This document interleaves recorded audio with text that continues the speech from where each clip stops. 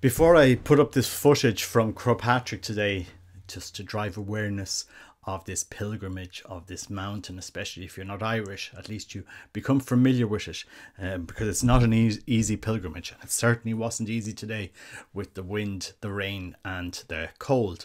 And fair dues to the bishops for going up and celebrating Mass at the top of Croagh. I saw Bishop Fonzie, Bishop Finton and Bishop Eamon Martin, the Archbishop of Ireland, Primate of Ireland. I don't know if there was any more of them there, but there was priests confessing. And I was impressed by the fact, I was at 2 masses there, and I was impressed by the fact when I looked around, about 65% of people that climbed Croagh today were men, and a lot of men brought their sons up Croagh. So there's a lot of hope in Ireland. But I also want to give a massive thank you, and a massive call out, and you'll see it during this video, to the 3 Dominicans who climbed Croagh barefoot today. I'm sure those white cassocks that they wear will need a lot of cleaning when they get home today, but people see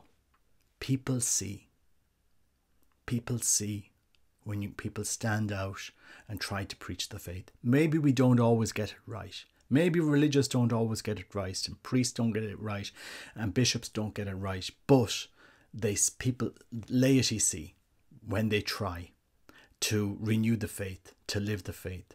And I think it's an important time in the church today. So I have to thank the Dominicans for, you know, getting out there, not sitting back.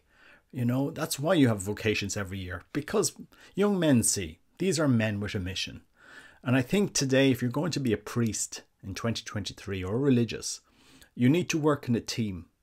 You need to team up with others and give your life within a team to renew the church, within a community, a good community, a strong community. You know, and the Dominicans seem to have grown a very strong community in Ireland over the last number of years. I remember Medjugorje last year. I was with Father Colin Mannion, and we had lots of great discussions. And I think it's fantastic to see what is happening in Ireland at the moment. It's brilliant. As somebody says, do I see hope in the future for the church? I absolutely do. I see hope in abundance. There is a storm coming. We all know there's a storm coming, and we'll weather the storm. The church will weather the storm that's coming, but there is always hope. There is always hope, and we need to give leadership in this area. So massive thank you, call out to the Dominicans. You were seen walking barefoot up Croagh. You know, and I know it wasn't easy, and I definitely know it wasn't easy for you. I mean, Irish will see this and remember, especially young men, seeing what you're doing. You know, you'll drive a conversation in people's minds, especially men that are thinking of the priesthood. Well, these guys, you know, they seem to have a mission. They seem to be getting out. They seem to be, you know, helping others. People will remember my interview with Dan Burke. Well, he has that apostolate called Apostoli Viae. And you know, he's in the last meeting. I remember there was a Dominican there from that well known in Ireland in the meeting, and I just think it's great to see the work they're doing. It's fantastic. It's brilliant. More of it. And every religious congregation in Ireland, you need to look at what the Dominicans are doing, because they are transforming. They are transforming the church in a good way. You know. And we need more of this. We need to challenge each other. So I thought it was brilliant. Anyway, before I put all the footage, I just call it out here. So big thank you to the bishops that came up today. It wasn't easy to walk up Croagh today. To the bishops, to the priests that were confessing, you know, to everyone else that climbed up Croagh. Keep this pilgrimage alive. It's very much alive, still very much alive, and let's see where this goes. And hopefully next year we'll have better weather, although it does tend to rain on Reek Sunday for some reason when I do it. But anyway, God bless you. Take care. Bye bye.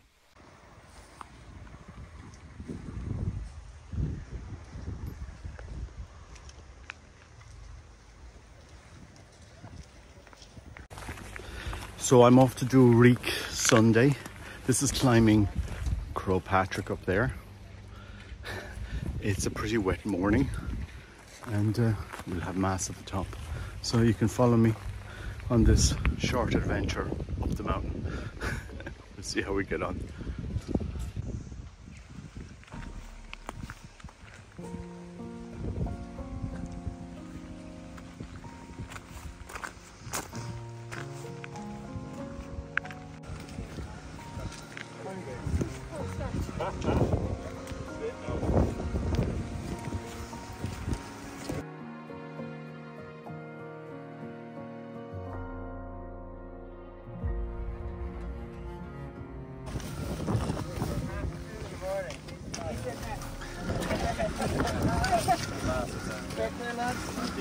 Best of luck.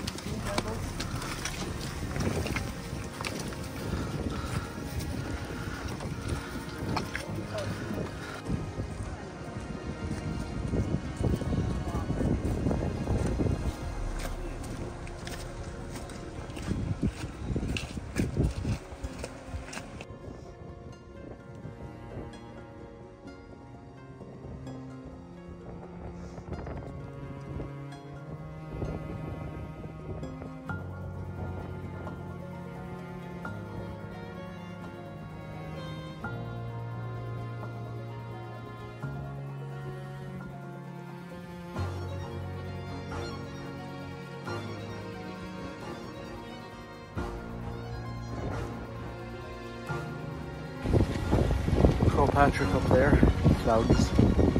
So I don't think we'll have the beautiful views of Cloubet from the top. Let's see.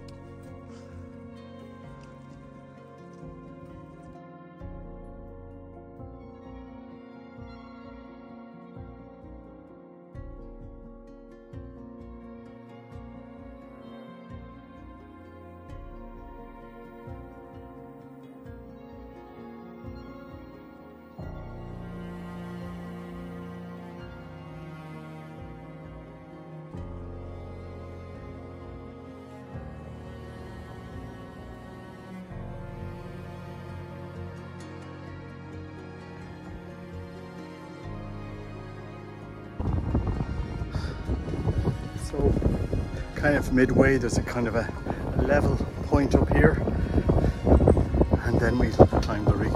It's starting to rain, which is a good thing because the midgets were out and I was getting eaten.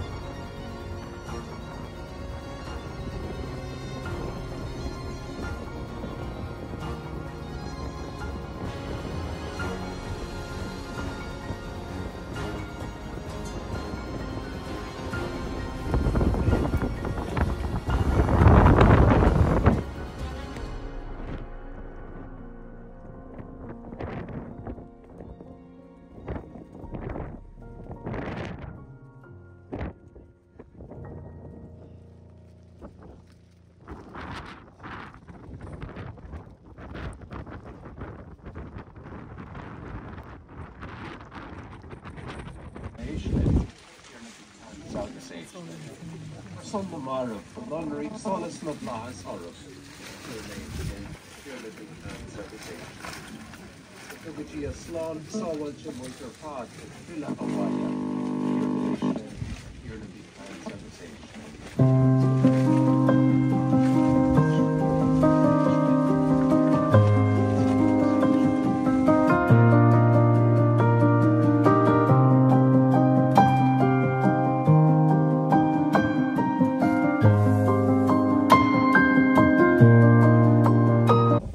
You were sent to heal the contrite of heart. Achina gentrokara, Achina gentrokara. You came to call sinners. A Christian trokara, a Christian trokara. You're seated at the right hand of the Father to intercede for us. Achina gentrokara. Male quarry from which you were dug. And he said those words because the Jewish people were in exile in Babylon. And they were far away from their home, and they were living in a different society, very secular one, where they were beginning to lose their faith and drift away from their laws and all that they've been taught. And Isaiah said, don't forget your ancestors. Remember the rock from which you were hewn and the quarry from which you were dug. And I must say, I think of those words when I'm climbing this mountain, because I realise that we're linking up with St. Patrick himself. We're in his footsteps, and we're in the footsteps of many, many thousands of people who climbed this mountain down through the centuries since the dawn of Christianity. So this mountain really links up our past, our present, and our future. And it reminds us to stay close to God, to stay close to our faith. And we're living in a world today which offers us many, many choices. A world where maybe there's far too many choices. And in many ways, even choice itself is held up as a bit of a god, that you can do whatever you want. Nobody can tell you what's right or what is wrong. No one can tell you what's good or what is evil. And I'm very struck by the young Solomon in today's first reading. God said to him, I'll give you anything you want. Imagine God said that to us. I'll give you anything you ask for. Solomon didn't ask for riches or power. He didn't ask for status. He asked for wisdom to be able to discern the truth between what is good and what is evil. And it's very interesting, you know, that St. Patrick, when he was in these parts, he thought back to when he was trafficked as a young man, as a slave brought to Ireland. He said, we didn't know God.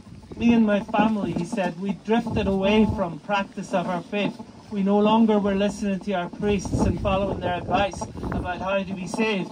And he said, we'd forgotten the wisdom to know between God and evil. You can read that for yourselves in St. Patrick's writings. So it's interesting that the young Patrick and the young Solomon prayed for the same thing, the wisdom to be able to know the difference between right and wrong, the difference between good and evil. And sometimes I think at the moment in our country we're being offered choices that are really kind of strange. They're certainly not common sense. Choices that take away the unity between body and soul. Choices that take away a lot of the fundamentals of what we believe in. And we're told it'll be good for us, but we know it's not. We know there's so much damage to mental health, to physical health, to spiritual health in our country. So I pray today, as St. Patrick did, for that wisdom for our country and for each one of us personally to know the difference between right and wrong, the difference between good and evil. I'm very conscious that St. Patrick heard the call of the Irish to come back and walk among them once more. And here on this holy mountain today, close to the Western Sea, I call on St. Patrick once more. Come back and walk among us. Teach us what is good for us. Teach us what will be positive for ourselves, our children, our grandchildren, and for our nation, so that we may stay close to the rock from which we were hewn, the quarry from which we were dug. Amen. Please.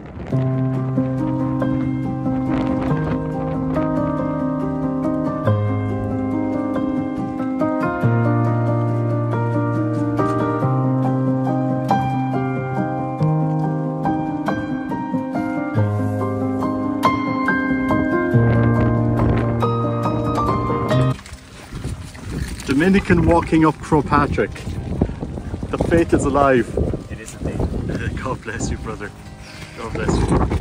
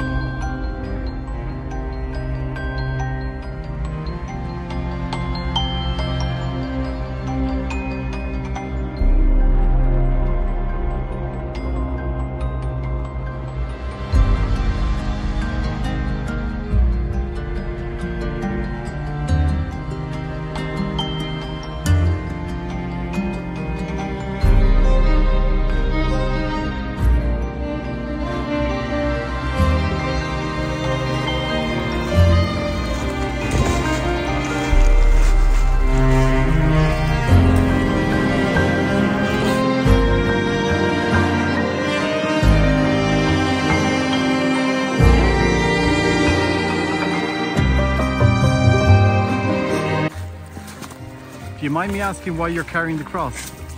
Jesus died on the cross for my sins, so at least I can do is carry this to the shop. That's good. Good man. Where are you from? From Castlebar, Mayo. Good man. Where are you from? Ballina, well, I live in Ballina from Meath. Oh, okay. Nice to meet you. God bless you. Take care.